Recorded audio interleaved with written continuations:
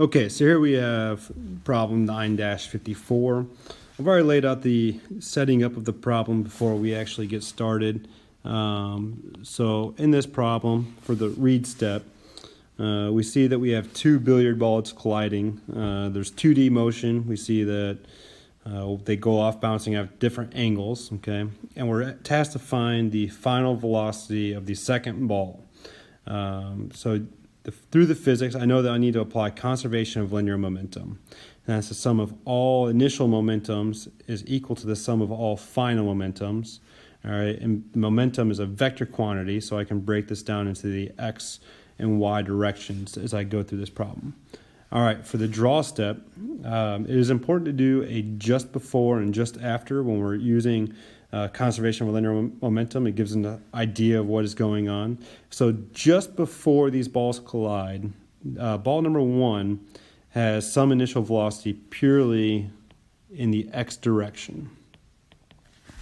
All right, and ball number two is stationary. And then in the just after image, I show that ball one is now going off at some angle 50 degrees above the horizontal with a different final velocity. But now ball two is moving, and I suspect this can be going downward. So I draw the vector down at some angle, and it's going to be moving. Common sense tells me that because it just went through a collision. All right, so the important thing is I don't care about what happens during the collision. I'm looking just before the collision, and I'm looking just after the collision. All right, and then when I apply conservation of linear momentum, I'm going to be able to find the final velocity of ball number two. All right, so for my givens, I have that each ball is the same mass of 300 grams. I have the initial velocity for ball one is purely in the x direction at 3 meters per second, and that ball two is stationary. And I'm told that the final velocity for ball two, I have the magnitude and direction. Since I know that I'm going to be working in two different directions, the x and the y direction, I'm going to go ahead and break the final velocity for ball number one. I'm going to break it into its components before I even get started.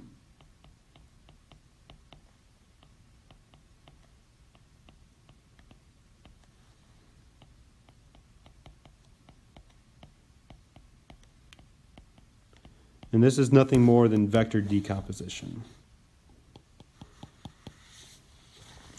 Okay, and now I know that I'm going to be applying conservation of linear momentum. So the first thing I do, of course, is I write down the equation just as I see it on the PRC.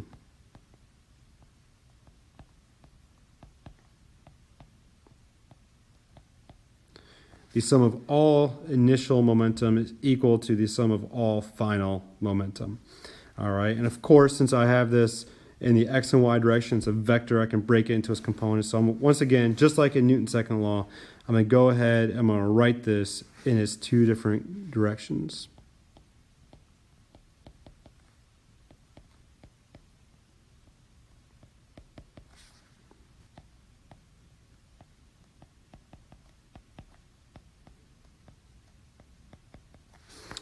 Okay, so once I have my base equation broke up in two different directions, I can just go ahead and apply the physics. All right, so in the x direction, my initial momentum, all right, there's only one object moving, so there's only one body that has momentum that I need to take account, and that is mass 1.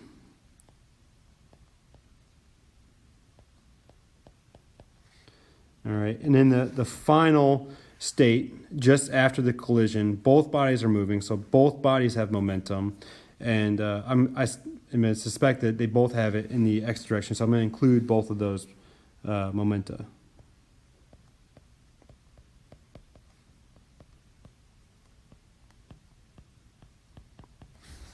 All right, and after I apply that in the x direction, I'm going to go ahead and apply it in the y direction as well. So when I look at my drawing, I see that my ball number one has 0 velocity in the y direction.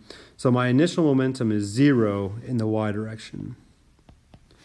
And then when I look at my final, my just after the collision, I sum all of the momentum present in the drawing.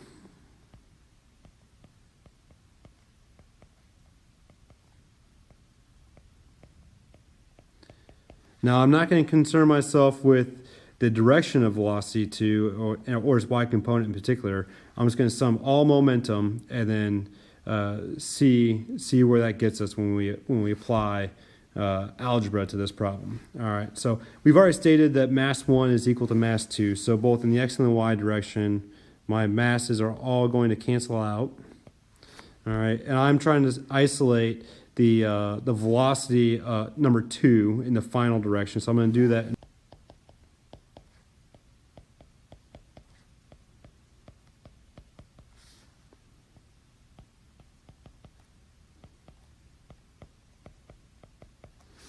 All right, and then I'm going to substitute in my statements from the given section for the velocity of ball number 1 in its x and y directions.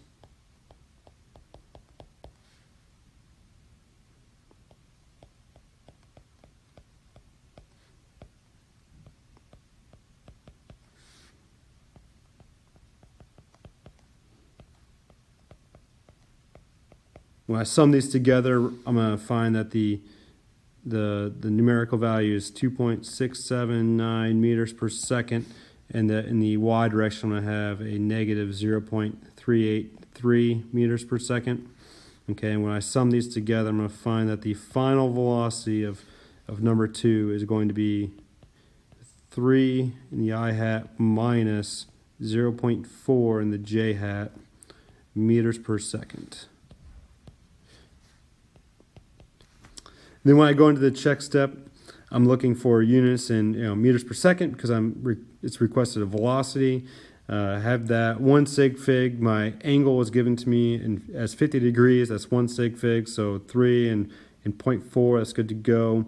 And I find that my final velocity is not some number greater than my initial velocity, which would be odd. So I'm going to say that this answer is reasonable.